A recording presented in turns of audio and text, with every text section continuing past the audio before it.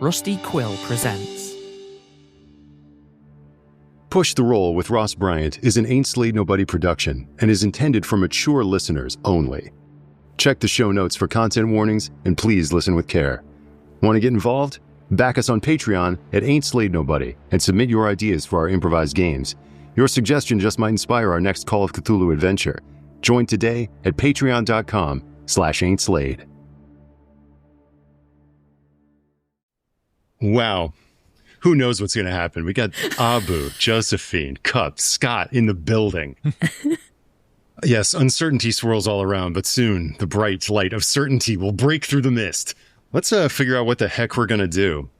I am delighted to be reunited with my friends from Haunted City, Joe and Abu. Would one of you like to do the honors? Would one of you like to roll a die just to select? Oh, shit. I just rolled a D100 and I got 13. Oh, okay. So the title today comes from David Winterman on our Patreon page. If you join the Ain't Slayed Nobody Patreon, you can submit titles too. So David Winterman suggests the title, What Makes That Windmill Bleed So?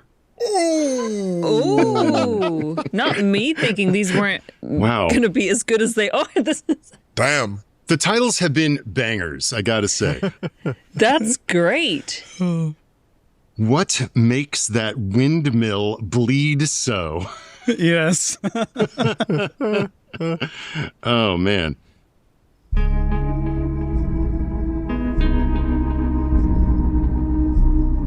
The cosmos is a cyclopean infinity of chaos. Infinite branching paths stretching off to vistas in the distance that will drive the mind mad. Shall we shrink in the face of all this? Or will we climb aboard the chaos and ride it to the end, letting chance guide the way? This is Push the Roll. We're rolling dice against your Patreon suggestions to create improvised Call of Cthulhu adventures in real time, with themes of eldritch horror, the weird, the transhuman, the transmundane, the cyberpunk, the splatterpunk, the anything punk. We don't know until we roll. Anytime, any place, anything can happen when you push the roll. What makes that windmill bleed so? Okay, windmill is already taking us back to the past, but what really sends my imagination hurtling back in time is just the syntax of that sentence. What makes that windmill bleed so? Is a rather archaic way of expressing that sentiment. Windmills. The most famous windmills in culture, probably from Don Quixote, yeah? We're tilting at windmills. Or Frankenstein, right?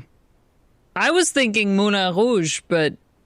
Oh, gosh. Now that had not popped in my head. But yeah, the Moulin Rouge is maybe the other big famous windmill, other than the windmill that he hides out in Frankenstein. Moulin Rouge is very interesting. Okay, yeah, Moulin Rouge makes me... Okay, what makes that windmill bleed so? Which is exactly like how they would translate French in like a Penguin classic if you were translating like a work of Baudelaire or Rimbaud or Proust. Yeah. Oh, I love this. Maybe... Okay, yeah, Moulin Rouge, the fin de siècle, the sort of decadent and absinthe-drenched bohemian world of late 19th century, early 20th century Paris. Okay, let's go there. Let's set it in Montmartre. Josephine can be on hand to correct all of my egregious French pronunciation. No, go on. So yeah, let's think of that as our era. Okay. And maybe let's look at this through the lens of like the Baz Luhrmann aesthetic. Great. With English accents? Fantastic. Yeah. Precisely. Everyone has an English accent except John Leguizamo as Toulouse-Lautrec, who is doing on his own from another planet. Perfect. So yes, let's do fin de siècle by way of Baz Luhrmann. So bright colors. Yes. Swooping cameras, and all accents are very much on the table. Just imagine an American doing a British accent that sounds American to play a Frenchman. Yeah. Great, okay. So yeah, let's think of the sort of themes we've got cooking here. We've got the wave of bohemian pleasure-seeking, breaking with convention, and the rigid 19th century conformity of the time in wine, song, dance, the intoxications of poetry, but also, of course, the rigidly stratified social world where you've got old families who didn't die in the revolution are still hanging on, the old titled aristocracy from the Ancien Regime. But then you've got all the parvenu aristocracy who were put into place by Napoleon. So you've got, of course, you've got all those people running around still. And of course, you've got all kinds of wealthy middle class and industrialist and banking families and all the sort of people riding their coattails and attending smart salons all over Paris. So if you're thinking in terms of character archetypes, maybe you're thinking like an old soldier who has come back from battle and is enjoying the high life. Maybe you've got a poet like a Baudelaire, a Rimbaud, or a Verlaine type. Maybe you've got a real, like a bohemian weirdo, like a Jarry. Oh God. Or a eccentric like a Proust.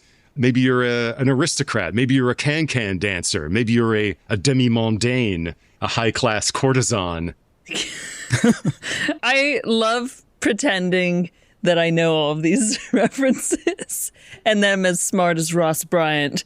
I'm like, yes, just like that one. Yes, just like them. And if all of that sounds too highfalutin, you can just be Ewan McGregor. Oh, well, there you go. You know what? I have no idea what the hell is going on. So yes. I am just going to allow you to paint a picture for me of my character. And then I'll just yes and you, buddy. And I will go with this because I love it. I love the danger. So yeah, throw a bone whenever you can. Great. When I think of Moulin Rouge and that sort of atmosphere, especially in that movie, you've got that ocean of gentlemen coming in with their top hats and their tailcoats and everything. And these guys kind of symbolize either the aristocratic or the wealthy upper crust of Paris who are coming to the Moulin Rouge to like really live, to get a taste of the high life, to blow off some steam and live an evening of decadence away from the cosseted world in which they make all their money. And maybe you were someone like that. Maybe you were an aristocrat or a dilettante. I always like the archetype of the sort of faded aristocrat, the disappointing son of a powerful family who's a wastrel, who's like spending his family's money on wine, women, and song. Yeah, I love it. That's the vibe. I love that. And this is Cthulhu, of course, so it's always good to have in mind or just like imagine why this person would want to pursue an investigation of a sort, as loosely as that might be. What about ex-dancer who now cleans this place? Love it. I love that. So I spent a lot of time in the basements, all with the cleaning supplies and... Perfect. Ross has put the idea of Alfred Jarry in my mind, and so I'm kind of stuck there. Oh, yeah, baby. So, Scott, can you take the archetype pataphysician? Yep. See, Scott is the only person I know who might get that bit. For those of you true freaks listening in, I see you and love you. Anything coming into focus for you, Cup? I think what's coming into focus for me is how weird he's going to be. Great. He builds human simulacra music boxes with like wax cheeks and glass eyes embedded, locks of hair, stuff like that. And the occult crowd's buying them up by the dozen. He's an antiquarian, but, not a bookshop. He's more of into mechanical works. Awesome. And he has like a little clockwork shop that, since we're in France, they specialize in music boxes. And the stuff he uses is functional. Like he has a drawer full of porcelain teeth and uses those as resonators in the boxes. And they kind of give like this, curious tone. Yeah, I love that. This also just makes me think of another story of this era. There's a Théophile Gautier story called The Mummy's Foot, where a little shop of curios and knickknacks and maybe there's some little automata there as well. Oh, yeah. Maybe your character runs a little shop like that. Mm-hmm. A music box guy. The old music box dealer. Love that. So, jotting down and just kind of looking at your sheet right now, what you know right now is all you need to know. The fun part of this is like the characters will come out and play. Great. We'll learn about them on the fly. obviously, early as we go, we'll kind of move the camera around to introduce our party of investigators.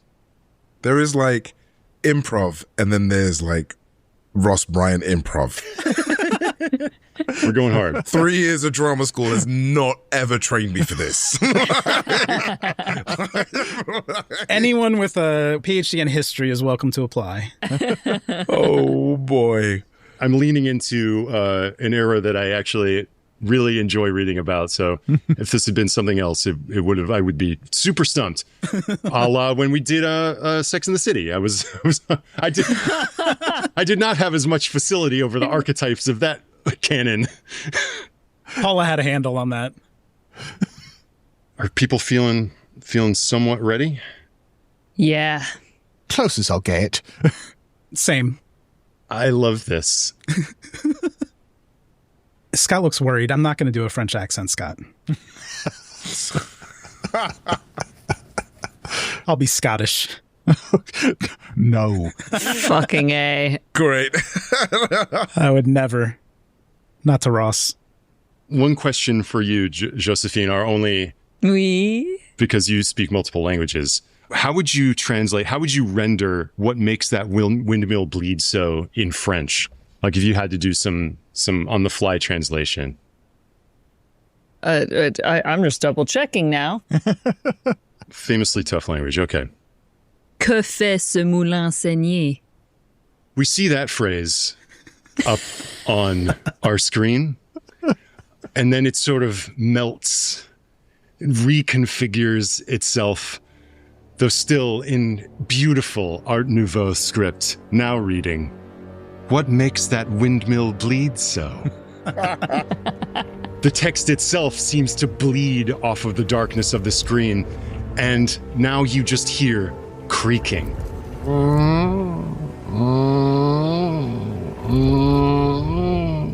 And then a curtain parts, and see Montmartre, see the sails of the Moulin Rouge, the red windmill, red as blood, turning in the sky over Montmartre as we pull back over a street, see the crowds of gentlemen in high top hats, fine ladies in elegant dresses pouring out of carriages. The street teems with people.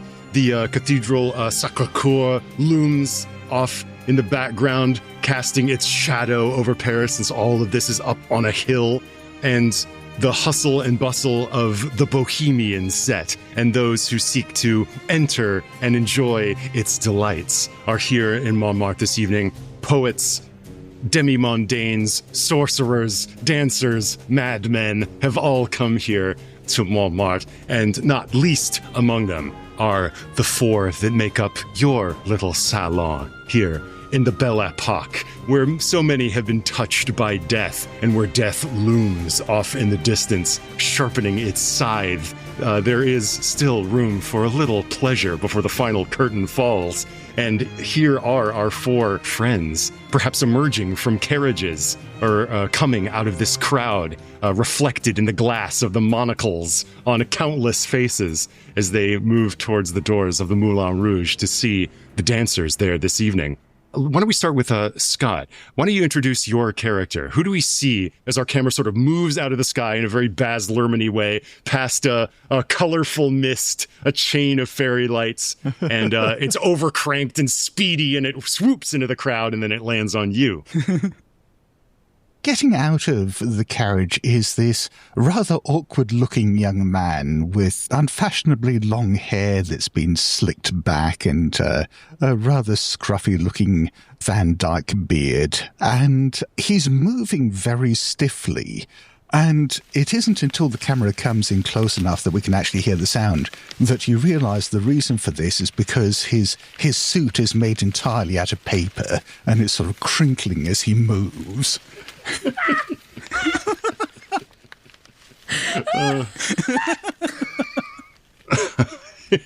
Fantastic. One for the Jarry fans out there.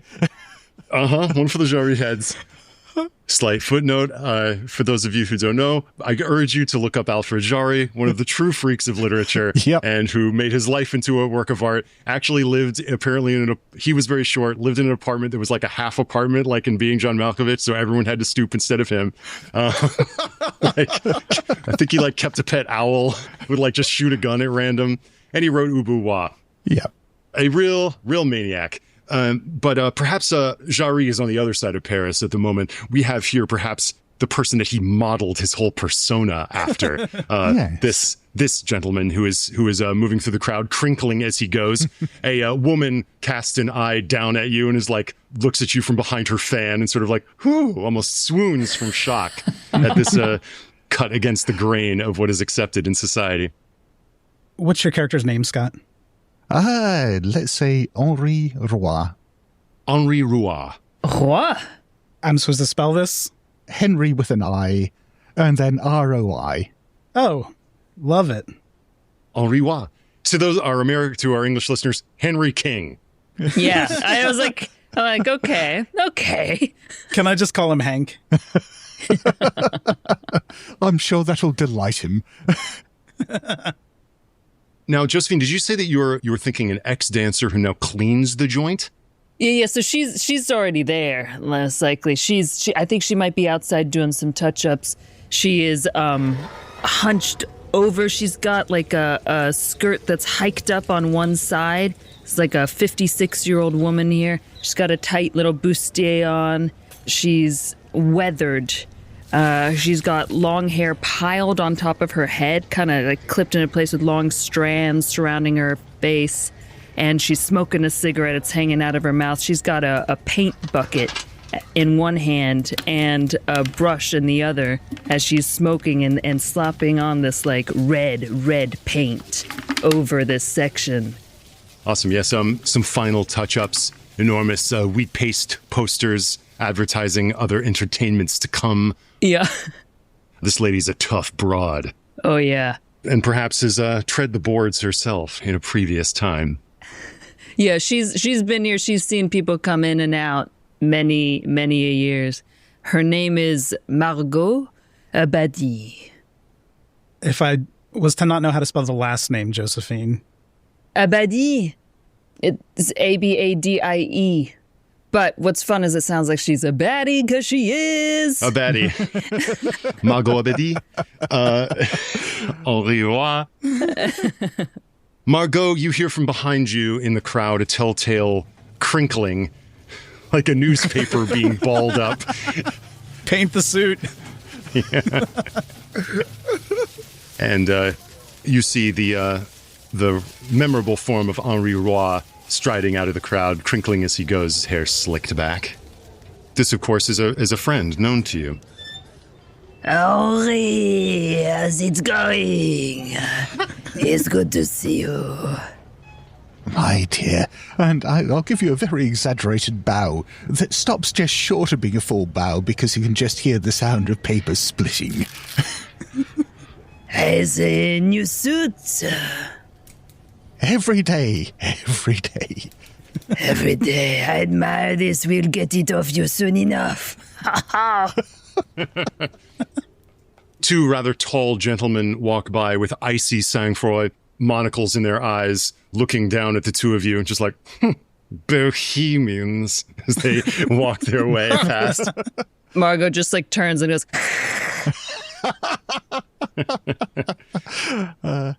You, of course, are coming here for entertainment. You work here. This implies to me that perhaps you give those in the know maybe backstage access to entertainments at the Moulin Rouge that are not for the general public.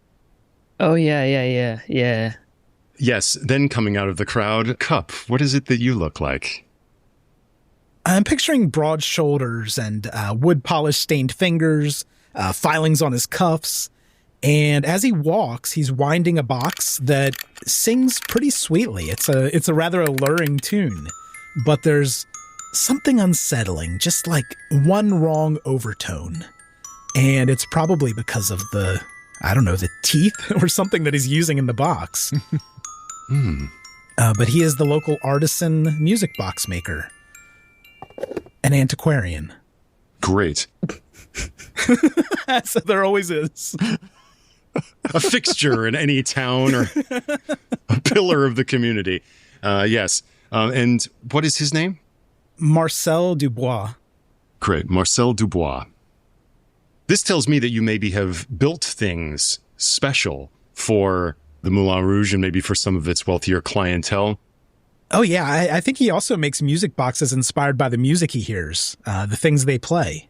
Wonderful. So perhaps you have given such gifts as this to the artisans and patrons of the Moulin Rouge, and you are here again to indulge. And then, sweeping out of the crowd, making up our foursome, Abu, who do we see? The fear that has kind of rushed into me as you've asked me this question. What you see is a man completely bollock naked, running for his life, as you can hear shouting behind him, basically being, "That's my wife!" Sorry, John, I didn't know that. I just did my thing, and I'm just running towards where the troop is. Abu, I love this so much. Yeah, we've seen this before, though, for sure. You see a grappling hook in one hand, music sheet in the other, and on my armpit I have a telescope, a handheld telescope, and I'm just running. I'm like, I'm so sorry. I'm just running. Awesome. In the sort of Baz Luhrmann of it all, I just want to imagine smash cut. You're looking through a stereopticon, one of those things with a handle that goes over your eyes where you can see like a three-dimensional picture. This was a form of parlor entertainment at the time. And see an image from several hours ago of Abu's character seated at a piano, fully dressed, sheet music in front of him, a woman sitting next to him. Another slide enters the frame. They're sitting a little bit closer. Another slide enters the frame. She is draped over the piano. It is slammed shut. Another slide enters the frame. Oh, God, the authorities would censor this. This is far too scandalous. Another enters the frame. A husband bursts through the door, a look of shock on his face. The final stereopticon slide enters, and Abu's character is hurling a grappling hook out of the window as he attempts to make good his escape. The woman pleading with her husband, but he is already giving chase. And that brings us back to the present moment. What is the name of your character, Abu? Bill Buckaroo. Oh my God. Brilliant. Great. Bill Buckaroo, who I can assume based on his patterns of speech. It's an alias. Yeah, an alias? Yes, wonderful. And one that I can spell at last. All right, so I think our first mission is help our friend Bill Yeah. elude his imminent death. There's a man behind you. He is in a waistcoat, a large mustache, like a walrus coming off his face. There is a kitchen knife in his hand, and he is dashing down the street. It's like, my wife, sir! I demand the satisfaction! As he's like in hot pursuit of you as you hot-footed past, and the three of you see your friend being chased. I'm going to bust open a back door to make sure he's got a clean entryway into the Moulin Rouge. So ducking around the side, you open up a stage door? Yeah, stage door. At the same time, Marcel's going to reach into his pocket and just pinch some spare porcelain molars that he's carrying and just kind of like flick them across the cobbles. I'm sorry, Marcel, are you attempting to Home Alone this guy with your pocket full of teeth? Just hoping his pursuer slips or something, yeah. Wow. That's okay. That seems like you should maybe roll for that. It doesn't seem to me that anything comes into play here other than maybe throw or perhaps just luck. So I'm going to need you to roll a hard success on a luck roll in order to make this man slip on your cascade of teeth. 54 under 60. Oh, I need a hard success. A hard success. Okay. That was just an instinctive thing that he did. And then he realizes that he's just going to step over the teeth. Damn, forgot the people got legs. I think what happens is he maybe skids on the teeth, but he does not go down. A group of women nearby look down at the ground and are like, shocking, as they see what you've done. But the man with the knife wheels now on you, Marcel. That's fair. He's like, his eyes burning holes into you. He's like, my quarrel is not with you, sir, but with that blackguard who seeks to cuckold me. And he takes a swing at you with his knife. We're into this now, baby. Oh, my Lord. I'd like to dodge that. Great. Here we go. He fails. I have a regular success. I like to think I'm not dodging so much as dropping to the ground to collect my teeth. Great. This well-timed tooth retrieval causes his knife to swing wide, and you have effectively dodged his stroke. But now he kind of backs up from you, sees Bill disappearing towards the stage door, along with Henri, I assume. Yes. And he shouts after you, stop! As he attempts to now chase you down. What Henri wants to do is just put a hand on Bill's back and lead him through the stage door and says, it's all right, Monsieur Buckaroo, we shall deal with this sensibly, and I'll start taking my clothes off and handing them to you. They're like 5 sizes too small for you, but he's still handing them to you. I mean, it's fine. It's fine. I don't need your clothes. They're all good, man. Just keep them on. It's all good. No. We need to deal with this like gentlemen, I'll say, and I'll walk out towards the knife men naked. No, I Boys, there's plenty of clothes inside. Get your butt inside. Great. So this little negotiation is taking place. Did you say that you were walking back toward the knifeman, Henri? Yeah, stark naked. Great. I would love also to still be outside. Like, I've opened the door, but I'm waiting outside. Okay. If Knife Man gets anywhere close to the door, let me know.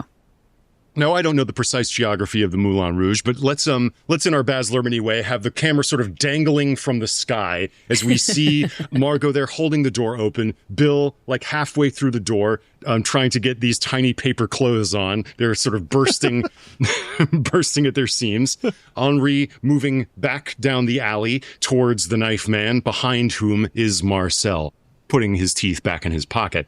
So, what would you like to do, Henri, to help stop this imminent stabbing? I'm just going to raise a hand and say, Monsieur, I understand you're looking for a naked man. Great. What role is this, would you say? Will you settle for fast talk? Fast talk? Yeah, I think so. This sounds like just the sort of surreal nonsense that Henri Roy traffics in. He almost creates an alternate reality with his nonsense. Let's see how his fast talk goes. Indeed, that is 45 under 60. Wonderful. You have flummoxed this man so much. It's like, you can see shock sort of come over his features. The knife sort of swings down to his side as he's walked now into this utterly surreal tableau. I'm sorry, Monsieur. Are you disappointed? Am I not naked enough for you? No, these... I cannot get any more naked. I do not have time for your bizarre sophistry. My heart is broken. My wife, Monsieur, she has been unfaithful to me with this blackguard. He points down the alley, seeing Bill sort of disappearing into the door. I'll place an arm across his shoulder. We'll try to reach up to place an arm across his shoulder and say, Monsieur, that is terrible. Tell me all about it, I'll say, and start steering him away from the Moulin Rouge. Marcel's going to walk with them like they're 3 fast friends. Henri, actually, you could get more naked. He has a knife. Do not give the man any ideas. So I must admit, as a form of artistic expression, that could be interesting. Yeah, just planting a seed. Yes, I suppose there is a level of nakedness beyond clothing. You could bare yourself even further. Yes, we can bare our souls, we can bare our imaginations to the world and take risks. We can bear everything together. And I want to say that you have not so much fast-talked, intimidated, or persuaded, but sort of confused him to the point that you have diffused the situation. You're watching this man as he wanders off into the crowd, like the knife at his side. Monique, perhaps I never showed an appropriate level of nakedness to her, that she would seek vulnerability in the arms of another. I have much to consider as he wanders away, having been struck by the bolt of bohemian artistry from Henri Roy. Let's put you all now back on the other side of that stage door. If Marcel and Henri, you have come back through the alley. Oh, yeah. You are now hearing the strains of a band in the pit playing a can-can. There is a troupe of dancers going by in various states of undress. Pierrot and Clown are sort of wandering through in all manner of grease paint. You can see flies and sandbags up above you, where it looks like a bunch of stage flats could be raised and lowered. And deeper into the Moulin Rouge, you can see that there's like a warren of dressing rooms and little backstage zones where people can change and where people can do all manner of things. Yes, come right this way. Let's get you into something more fitting for the young man that you are. Are you seeking to dress Bill up in some stage properties, Margot? Yes, yes. Hey, Margot, I don't want anything too crazy. I know. You don't like it too crazy, but I tone it down, don't worry. Yeah, I'm worried, but okay, let's do it. I'm kind of handing the ripped paper clothes back to Henri. Henri, man, I gotta thank you, but I really didn't need to wear. It's a bit wet, man. Why is it wet? You know what? It's okay. You saved my life, man. So it's all good. Great. Yes, and I want to say that you have all perhaps met. Maybe this isn't the first time that you've helped Bill out of a scrape like this, and you have been backstage here before. The Moulin Rouge at this time, as the movie has taught us, is a place where people don't just go to watch dancing and have a fine evening of entertainment, but, of course, the smarter set, the wealthier folks from the Faubourg Saint-Germain might come here to cast their eye upon a pretty dancer and then make her a kept woman, so to speak. So there are relationships of a transactional quality that are taking place here all the time, and of course all kinds of bohemian revels. A little man is walking towards you now. He's smoking a cigarette in a little ivory holder that's been carved to look like a little nymph, and he's got a suit on. It looks like he might be wearing makeup. His hair's swept back. So he walks over to you, looks up at you, Bill, Henri, Marcel, nods at you, Margot. You know this to be Robert Saint-Germain. Oh, did you finish? As you said, this is Baz Luhrmann, so all accents are on the table. Did you finish touching up the front then, Madame Abadie? Oh, yes. Do not worry. I put this special paint on it. My special mix, only I know how to make, so you can never fire me. Yes. Where would I be without my giantess? He looks you up and down. He glances over at you, Bill. It's like, this place would fall to ruin without Madame Abadie holding it up. Absolutely. So, what do we owe the pleasure to you, my dear friend? Well, what do I owe the pleasure to you? It seems you've come backstage when, by rights, you should be out enjoying the evening's revels. But I like the back door sometime. He takes a little perfumed handkerchief out of his pocket and is like daubing his cheeks. Yeah, charming, Mr. Buckaroo, charming. Yes. I need to get Monsieur Buckaroo a little outfit. You see, he's misplaced his clothing. Yes, but you could perhaps get him one of the gendarme uniforms from the property trunk. Oh, yes. I think so. But more to the point, Madame Abadie, Cecile has not yet come out of her dressing room. I fear she's having one of her moods again. Okay. I understand. I will, we go see what we do to cheer up Cecile. She's referring here to, and of course, you know this already, but maybe our audience learns it. As you walk up a staircase backstage, you're passing posters of a beautiful dancer. These are perhaps painted by Toulouse-Lautrec himself. This woman in just beautiful, contorted poses, seductively rendered on these posters. And you can see that there written is the name of the dancer in question, one of the premier dancers here at the Moulin Rouge, Cécile Swan, otherwise known as the Cygne Noire, the Black Swan. And she has just a dark complexion and raven hair, and she is striking these beautiful poses. And it sounds like she's in one of her moods again. You walk up the stairs. Robert leads you down a dark hallway. Gas lights are hissing there in the hall. And you can see at the end of the hall, there is a door, and there's a young man slumped against it, sobbing. He hasn't had any luck getting her out, but maybe you will. I know, Madame Abadie, that you can be very persuasive in your friends as well, especially you, Mr. Buckaroo. Look, we've had enough pianist problems today. Oh, one to you, my dear friend over there. Yes.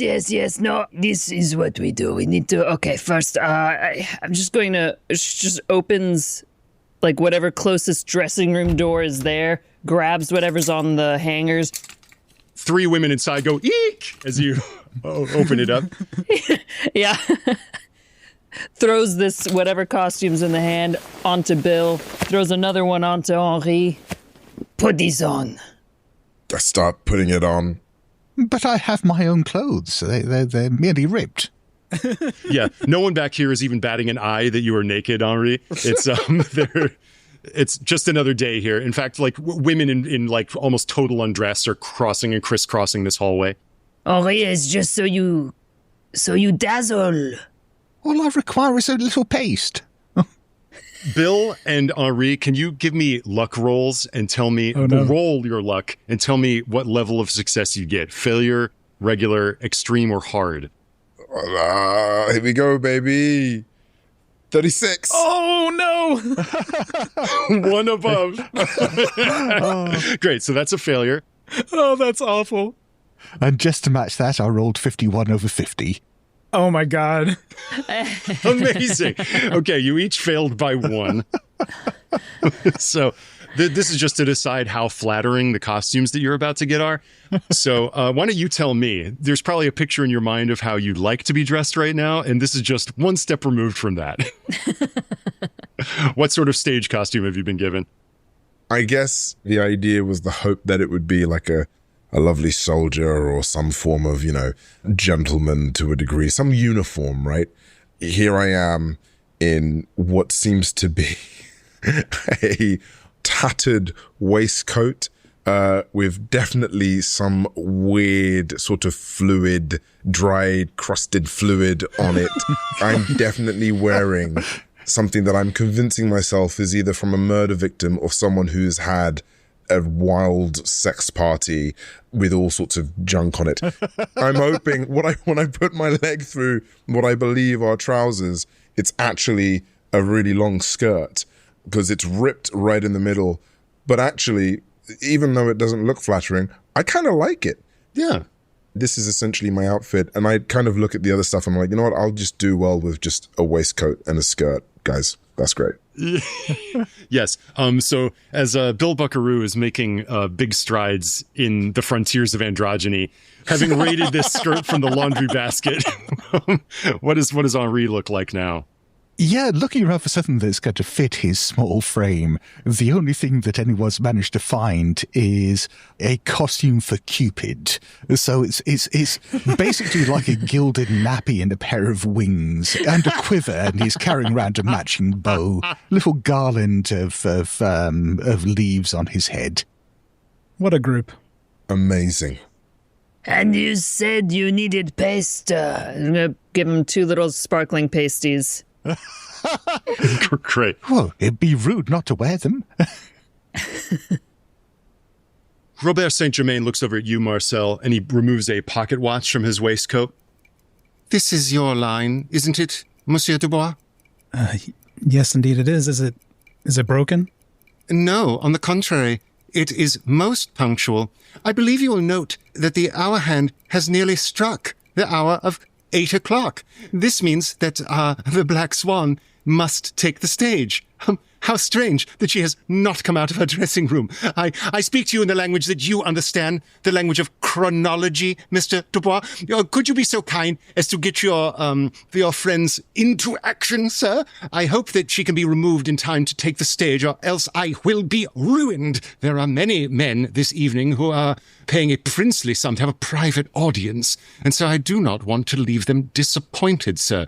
If persuasion fails, then I hope your acumen with mechanics can at least remove the lock from the door. Yes, but you're talking an awful lot for someone who's in a hurry. If we could just get into the room, and he puts a costume back on the rack because he was so jealous of Bill and Henri. Please, sir, your criticism wounds me. I am the most punctual person in all of Christendom. Brevity is the soul of wit, and brevity is, of course, the nature of my soul. I'm looking at the guy crying on the floor. I'm like, so, had a tough day, huh? He's like, looks up at you. He's like, yes, monsieur. She will not even answer me. She has not answered my letters. Even though I have debased myself to the level of a dog, sir. Monsieur, whatever am I to do? And he bangs his head on the door.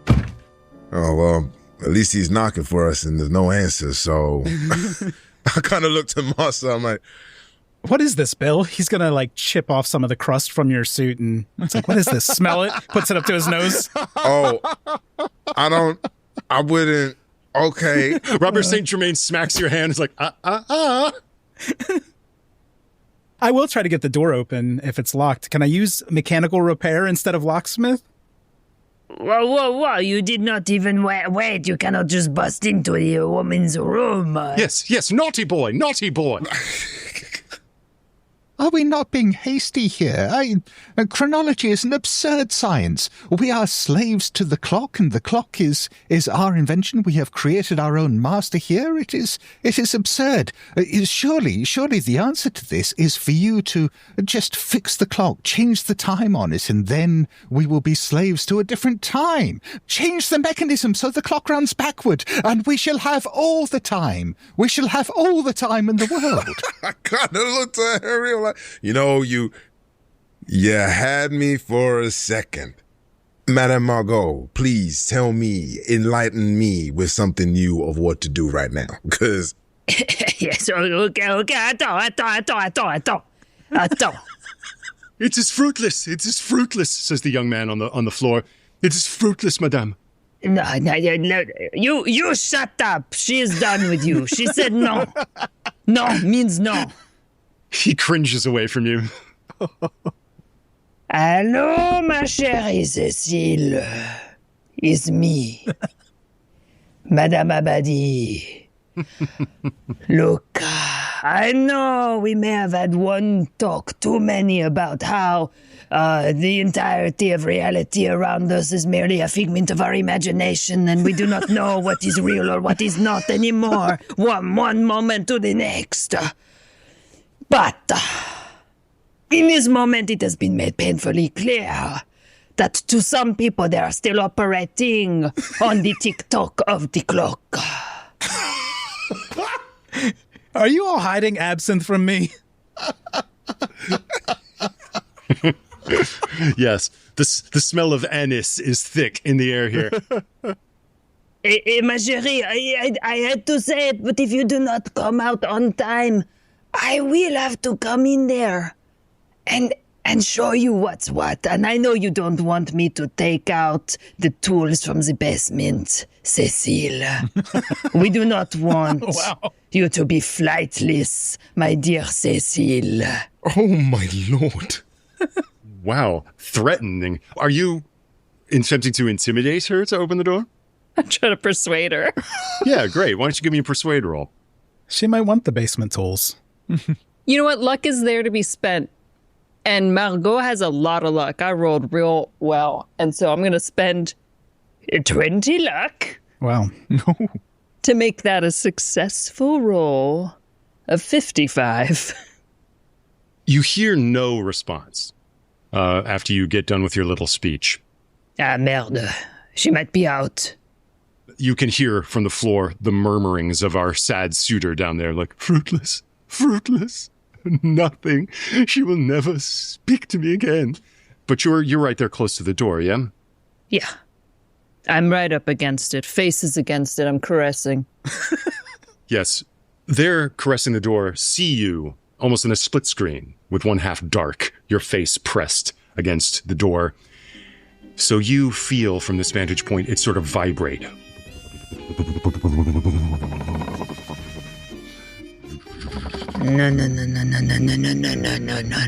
And then comes to a pause. You spent all that luck. Suddenly the door, like, you hear, like, the vibration again. And you hear the bolt sliding.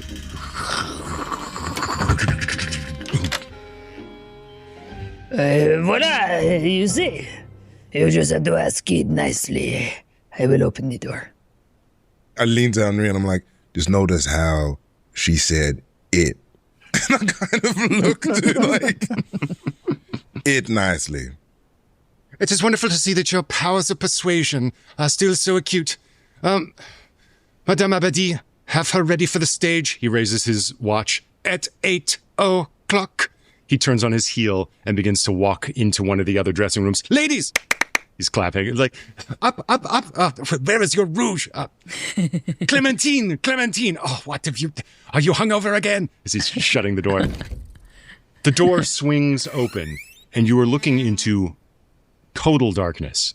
Just the gas lamps behind you in the hall create just this beam of light into this dark room.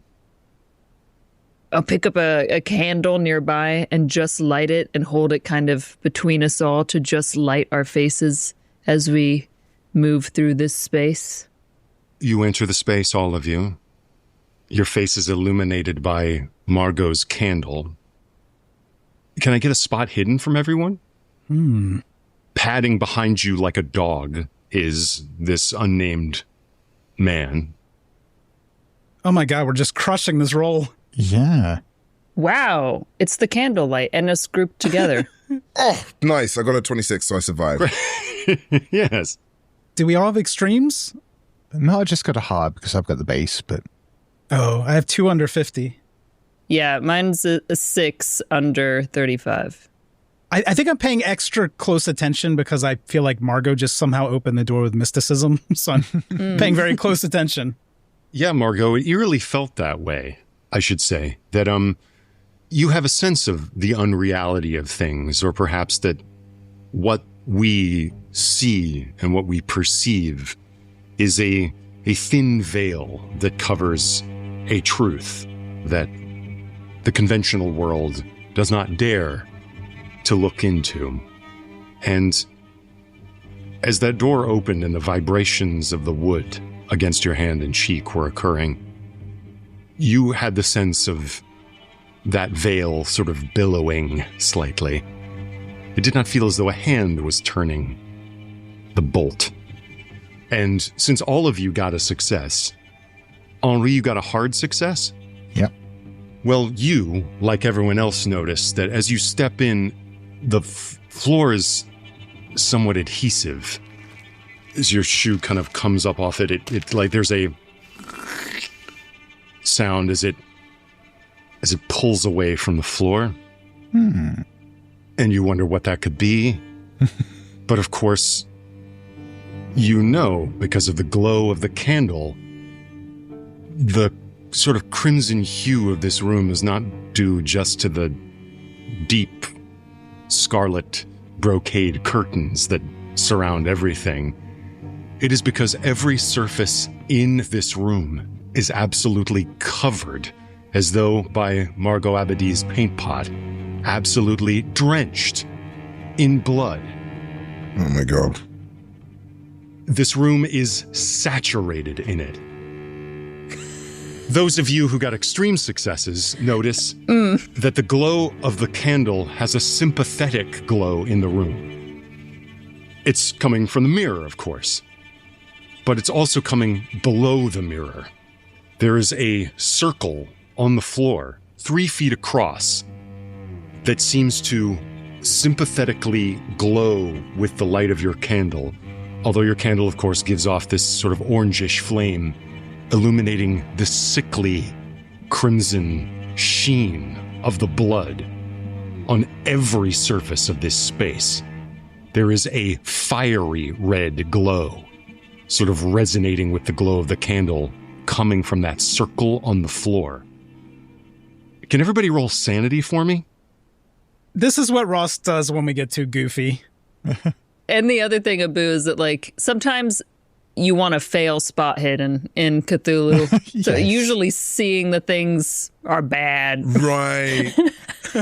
Oh, that's good to know. A lesson hard learned.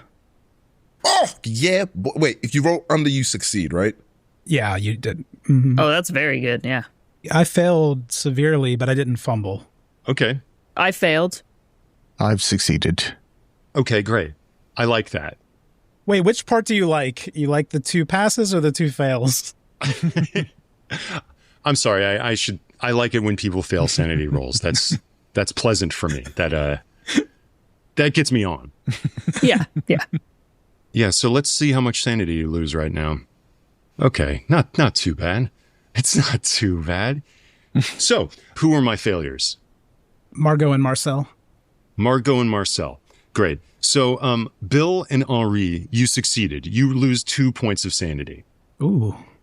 Marcel, I'm afraid you lose 4 points of sanity. Okay, could be worse.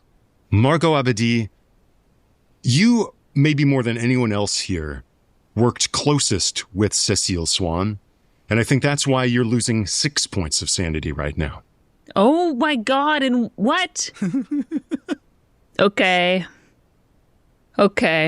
And you also, I believe, noticed what this uncanny thing on the floor. You're also the one who felt that tremor in the door, and you have now realized that there's no one in here.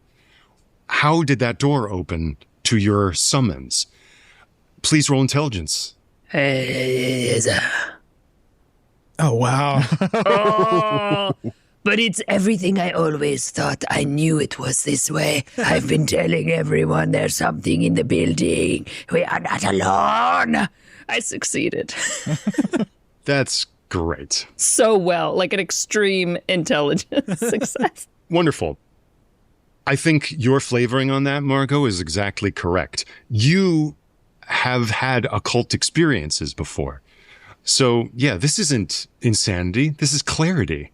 You are seeing further confirmation of what you have always perhaps suspected, that just outside of your peripheral senses, other forces move in legion. And something has crossed the veil here.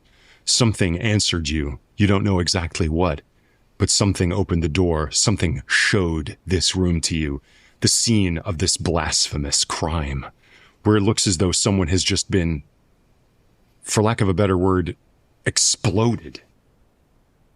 You can feel it now, like raining down on your shoulders and on the top of your head, because the ceiling is covered in this bloody ichor as well. Oh my God.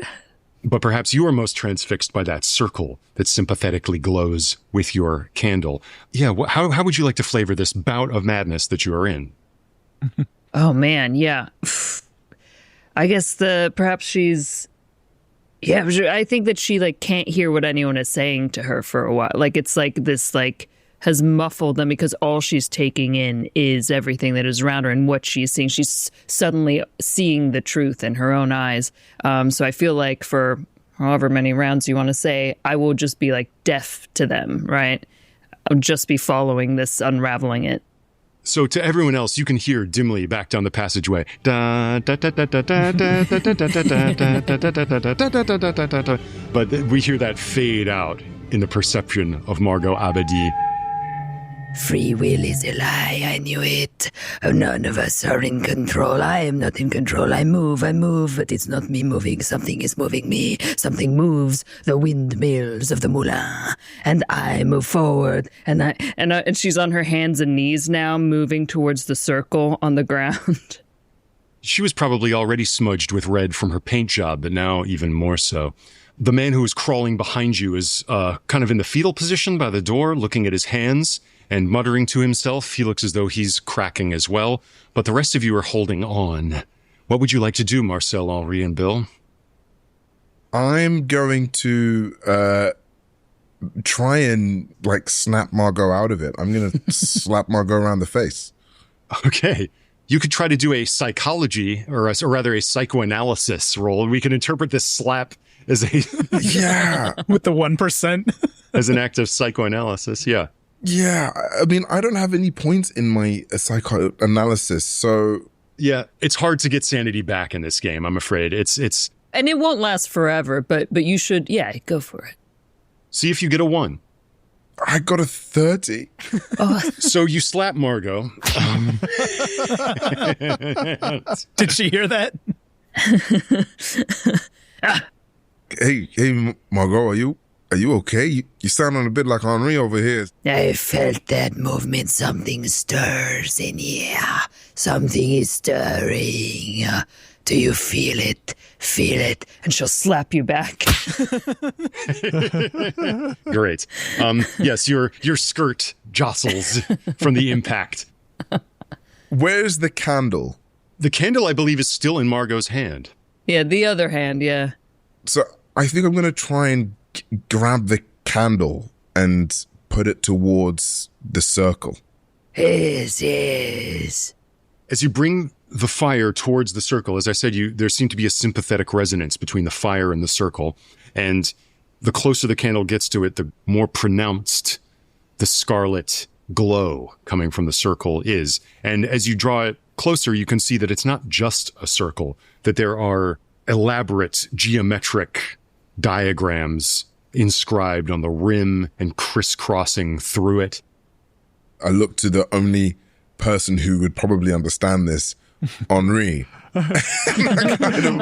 I'm like, hey, man, can you come look at this? I have no idea what this is, what's going on here. Henri is looking around the room in almost childlike wonder and just muttering to himself, there truly is another degree of nakedness one can achieve. And then... Yes. She's been turned into a mist, the most profound form of nudity. But yes, I'll follow Bill's guidance and walk over towards the circle. And Margot is crouched next to it, and she's just slowly tracing over each symbol as you're looking at them, around in the circle, over and over. Marcel's confused. Oh, okay. Oh. He did lose 4 sanity. So I think what he's going to do is he's going to walk after Henri, and he's just got one of his hands up, ready to slap someone at any moment because he sees what's going on here. And he also, he has a lot of experience in the occult as well. So I think if he gets close enough to see the symbols, he's going to take a look as well with Henri. I'll also just remark that there is a music box in here. Maybe it's one you made. Oh, did I miss that? I never said it. I mean, I think the glow of that candle didn't illuminate much in this room, but if you're kind of exploring it now, yeah, other things maybe arrested your attention more than that. Just a bit. His hand doesn't go back down. It just kind of rotates toward the music box, and he's going to walk toward that almost like he's transfixed by it. Wonderful. Yeah, do that. Is there a key or a crank inside this music box? It looks as though you could just open the lid. It is very broad. Oh. It's almost like a foot wide with a large kind of Art Nouveau lid that it looks like you could raise up. Okay. I think he lifts the lid like a priest with a reliquary. Great. You see, you made this, Marcel. You gave this to her. You, like many, were an admirer of Cécile Swann. Her grace, her charm. When she favored you with her attention, it felt like the rays of the sun were falling upon you, and a gentle spring breeze wafting across a crystal lake. And there she is, the little porcelain counterfeit of her in the center of this music box. And beneath it is a wide metal disc about the size of a circular saw blade. And it looks rather like a circular saw blade. It even has teeth on it. You realize that you did not make that. Oh.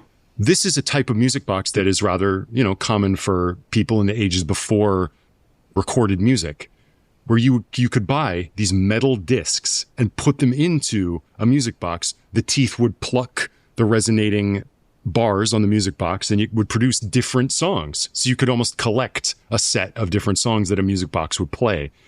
And you, of course, gave her some songs, but this disc is not one of your fabrications. Will it play if I crank the music box? Looks that way. So I'd like to listen to the music to see why my music wasn't good enough. As she's missed all across the room, I'm bitter. Marcel kind of turns back toward the group with a rictus grin and starts to play the music box. Great. Yes. The closest he will ever get to Cecile's box. Oh. And now he falls to his knees. Oh my God. You were going to make a listen roll, right? Yes, I rolled a 32, but I'd like to spend 12 points of luck to succeed. Great. Not a great listener for a music box maker.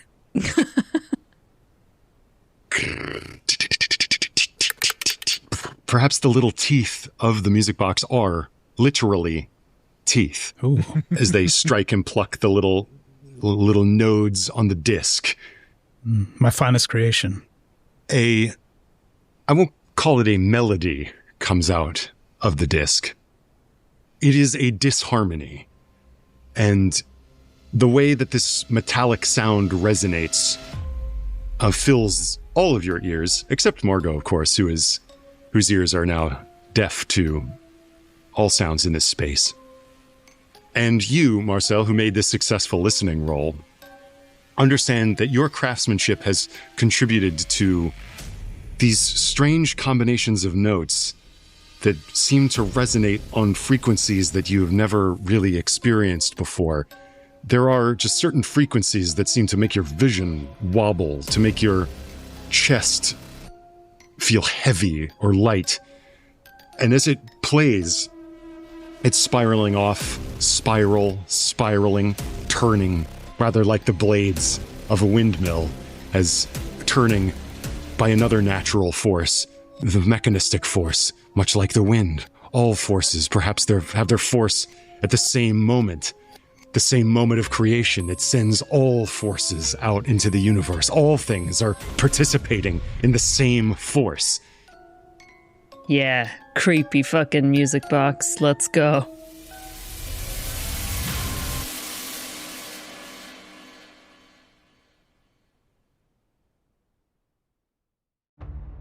Thanks so much for listening to Push the Roll with Ross Bryant, an Ain't Slayed Nobody production.